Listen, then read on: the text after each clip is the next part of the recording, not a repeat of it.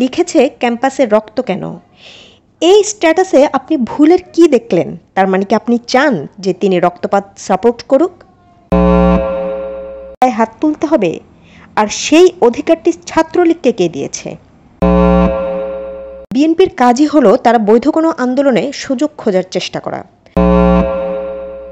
কোটা আন্দোলনে এখন শুধু বিশ্ববিদ্যালয়ের ছাত্রছাত্রীরাই যুক্ত নেই, স্কুল কলেজ সহ বিভিন্ন ছাত্রছাত্রীরা কিন্তু এটাতে যুক্ত আছে।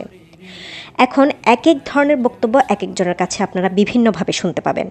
তবে প্রধান সমন্বয়কারীর থেকে বক্তব্যটা নিলে আপনি জানতে পারবেন যে তারা কিন্তু কোটা বাতিল চাচ্ছে না, তারা চাচ্ছে যৌক্তিক সংস্কার। স্পষ্ট বলতে শুনেছি তারা চায় প্রতিবন্ধী উপজাতি কোটা থাকুক, মুক্তিযোদ্ধা কোটা থাকুক, তবে সেটা নাতি পর্যন্ত যেন না যায়। আর মুক্তিযোদ্ধারা কিন্তু ভাতা পাওয়ার আশায় বা তাদের ছেলেমেয়েরা চাকরি পাবে ভবিষ্যতে, এই আশায় কিন্তু যুদ্ধ করেনি। যারা এই সুযোগটা, এই কোমলমতি স্টুডেন্টদের আন্দোলনের সুযোগটা কাজে লাগিয়ে মুক্তিযোদ্ধাদের বিরুদ্ধে কথা বলছে, তাদেরকে প্লিজ বলবো এটা বন্ধ করুন।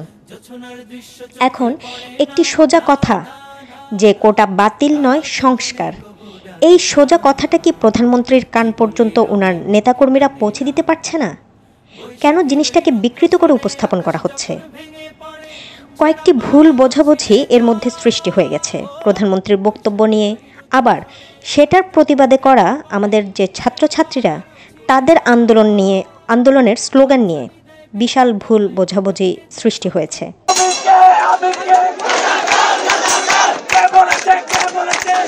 প্রধানমন্ত্রী কিন্তু ঢালাওভাবে সবাইকে রাজাকারের নাতি বা নাতনি বলেনি।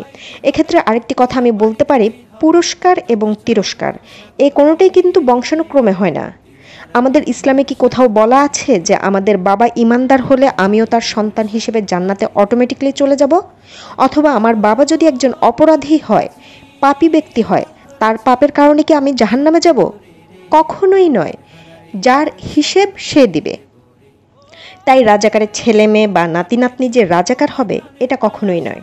ঠিক একইভাবে মুক্তিযোদ্ধার ছেলে মেয়ে বা নাতি নাতনি তারাও যে সৎ হবে, মুক্তিযুদ্ধের আদর্শে থাকবে, দেশপ্রেমিক হবে, এমন কিন্তু নয়। এবার আসি রাজাকার স্লোগানটি নিয়ে। বলা হচ্ছে স্বঘোষিত রাজাকার।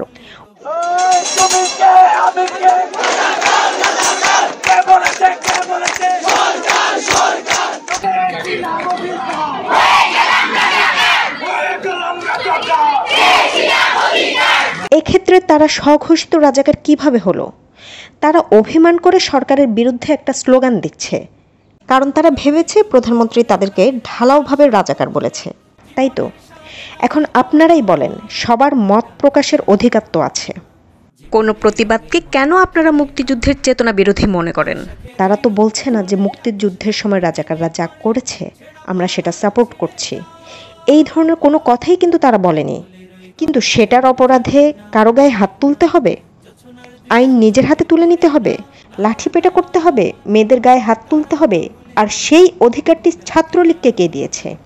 তারা কেন লাঠি নিয়ে ভার্সিটিতে তাদেরই ভাইয়ের উপর, তাদের বোনের গায়ের উপর হাত তুলছে? তারা কেন আগে থেকেই বলল যে রাস্তায় প্রতিহত করবে? এই ধরনের ইঙ্গিতপূর্ণ কথাই তো একটা সংঘর্ষ বাধাতে যথেষ্ট। আর স্বাধীন দেশে মত প্রকাশের অধিকার সবার আছে, তাই বলে তার গায়ে কিন্তু আপনি হাত তুলতে পারেন না।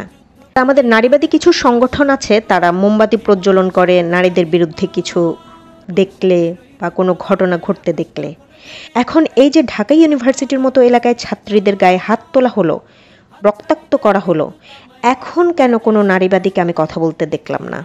আরেকটা জিনিস খুবই অবাক লাগলো, শুধুমাত্র ক্যাম্পাসে রক্ত কেন, এই ধরনের একটা স্ট্যাটাস দেওয়ার কারণে আইমান সাদিকের প্রতিষ্ঠান 10 মিনিট স্কুলকে দেওয়ার যে অর্থটা, এটা ব্যাক করে নেওয়া হয়েছে। এখন শুধুমাত্র লিখেছে ক্যাম্পাসে রক্ত কেন, এই স্ট্যাটাসে আপনি ভুলের কি দেখলেন? তার মানে কি আপনি চান যে তিনি রক্তপাত সাপোর্ট করুক?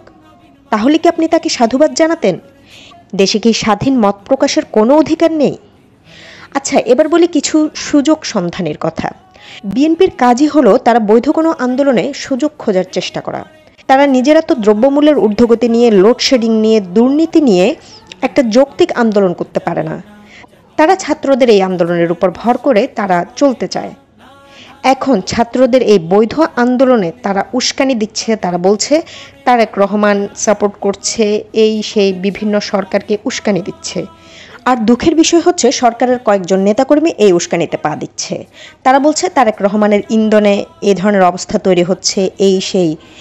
কিন্তু সরকারের কাছে প্রশ্ন রাখতে চাই, একজন নেতা অন্য দলের, যিনি দেশের বাইরে আছে অনেক বছর ধরে, তার এত ক্ষমতা, এত জনপ্রিয়তা যে তার একটি ডাকে বা তার ইন্ধনে হাজার হাজার ছাত্রছাত্রী রাস্তায় নেমে যাবে?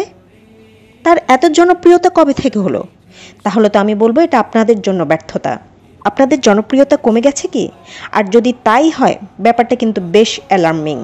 সবশেষে এটা বলতে চাচ্ছি, বাংলাদেশের দুটি প্রধান দল আওয়ামী লীগ, বিএনপি, আপনারা কেন ভাবেন যে সবাই আওয়ামী লীগ করবে বা সবাই বিএনপি করবে, এর বাইরে কেউ থাকতে পারে? এটা কেন আপনারা ভাবেন না? সাধারণ মানুষ বলেও তো কিছু মানুষ আছে, তাদের মতামত বলেও তো কিছু একটা আছে। তাদের বৈধ আন্দোলনকে দয়া করে আপনারা রাজনৈতিক আন্দোলনের দিকে প্রভাবিত করবেন না, রাজনৈতিক কোনো ট্যাগ দিবেন না প্লিজ। এই যে যারা মারা গেল, যাদের মায়ের বুক খালি হলো, আপনারা কি পারবেন তাদেরকে ফিরিয়ে দিতে? পারবেন না, কখনোই পারবেন না। সো প্লিজ দেশকে সংঘাতের দিকে ঠেলে দিবেন না।